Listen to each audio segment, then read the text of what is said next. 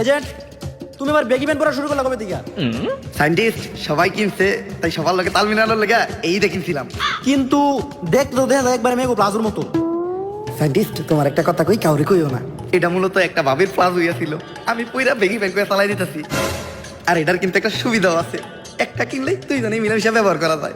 মেয়েরা পড়লে প্লাজো, ছেলেরা পড়লে বেগি প্যান্ট। কালি ওইটাও কি দিন আসিল, ওই দিন আমি ছাদে আসছিলাম আর ছাদে প্রচুর বাতাস আসিল। আমি দেখলাম দড়ির ভিতর একটা বেগি প্যান্ট লারা আসিল, কিন্তু বাসায় আনার পর জানতে পারলাম ওইটা পাশের বাড়ির ভাবির প্লাজো আসিল। ওই কাম হয়ে গেছে, আমেরিকা স্যাটেলাইট তো হ্যাক হয়ে গেছে। বিগত 1 বছর যাবত আমেরিকা বাংলাদেশের এই বাড়ির উপরে নজর রাখতেছিল।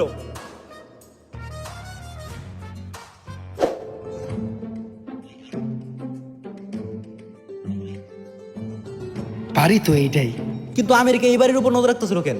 দেখতে তো দেখা যায় একদম ভূতের বাড়ির মতো। আমি samstar.com থেকে কিছু ইনফরমেশন পাইলাম, এই বাড়িতে যারাই যায় তারা আর কখনো ফিরে হয় নাই। তাই কি হইছে? আমরা কি ভয় পাই নাকি? আমরা হচ্ছে এই দুনিয়ার সবথেকে বড় এজেন্ট, সবার আগে আমাকে সারে যাইবো। সবার আগে আমি যাবো কে? আমাকে লিডার কেরা? আমি এই দুনিয়ার সবথেকে বড় এজেন্ট কেরা? আমি আমাকে ভিতরে সবথেকে সাহসী কেরা? আমি তাইলে যাইবো কেরা? আমি তাইলে যান। আজকে যদি আমার কিছু হয় তাইলে তোরা সবাই ইতিহাসের পাতায় লেখা দিবি যে এর পিছনে এই সিরাজের হাত ছিল। আর সিরাজের তো হাতি নাই। বাড়িটা দেখতে যেমন ভয়ঙ্কর, আবার ভিতরের থেকে শাহবাগী গায়ের মতো কুত্তা মরা গন্ধ হইতাছে। কে জানে ভিতরে কি আছে। মন্ত্র বইটা ঢুকে কিছু হইব না। আমার বন্দুকটা ছোট আর কালা, ভিতরে খারাপ কিছু থাকলে ওর নানি রে খালা।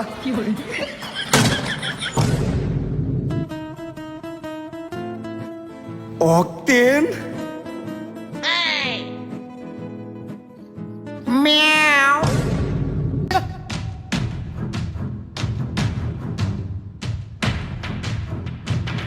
সিরাজ পরে ধর।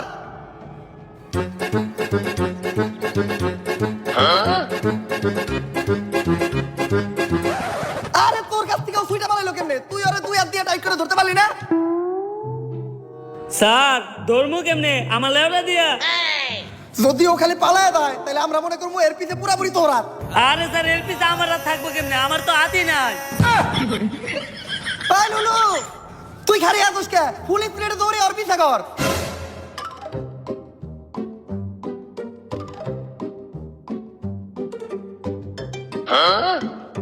স্যার আপনি চিন্তা করেন না, পুলিশ পিঠে দৌড়ি আমি আরো ধরতাছি।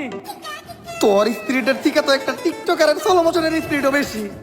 তোরে তো এখন আমি হালকা করে তেল দিয়ে খেয়েও দিতে পারতাম না, কারণ দেশে তেলের সংকট।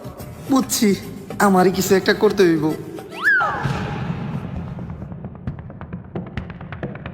বুঝছি, ওরে দৌড়ে ধরা দেব না, ফায়ার করতে হইব।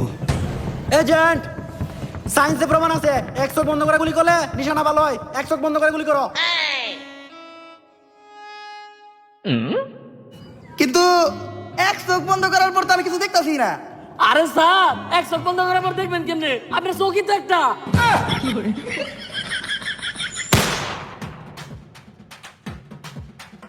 সায়েন্টিস্ট ধন্যবাদ, ওর হাত কেন লেগা? কিন্তু এজেন্ট, গুলি তো আমি করি নাই। আমি তো করি নাই। আমার কাছে তো বন্দুকই নাই। তাহলে গুলিটা করলো কেডা? স্যার আমি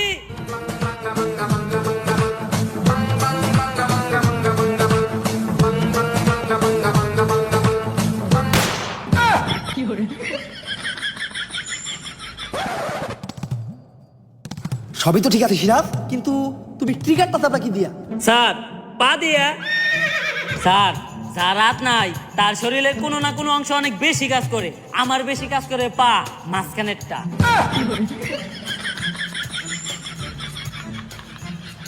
তুই দেশদ্রোহী, দেশের শত্রু তুই। কতল কই আছে না তো তোর একদম গলা টিপা মেরালাম। মনটাই চাইতাছে তোর গলায় একদম চাপ দিয়ে ধরি। কি দিয়া?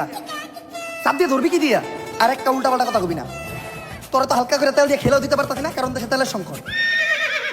ভাই আমি কিছু করি নাই, আমি তো সামান্য একজন চোর। আমার নাম রতন চূড়া। আমার একটা টিকটক আইডিও আছে, বিশ্বাসটা হয় টিকটকে সার্চ দিয়ে দেখেন, প্রিন্স রতন চূড়া 143। আমি দিনে টিকটক করি আর টিকটকের খরচ জোগানোর লাগে রাত্রে করি চুরি।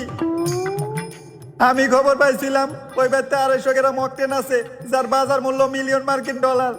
ভাবছিলাম এই তেল বেচে প্রথমে নিমু একটা নারী, তারপর কিনবো একটা গাড়ি, এরপর বানাবো একটা বাড়ি, তারপর তারপর ওই বাড়িতে করুম চুরি। এই টিকটকের মাথায় বুদ্ধি দিব নইব না।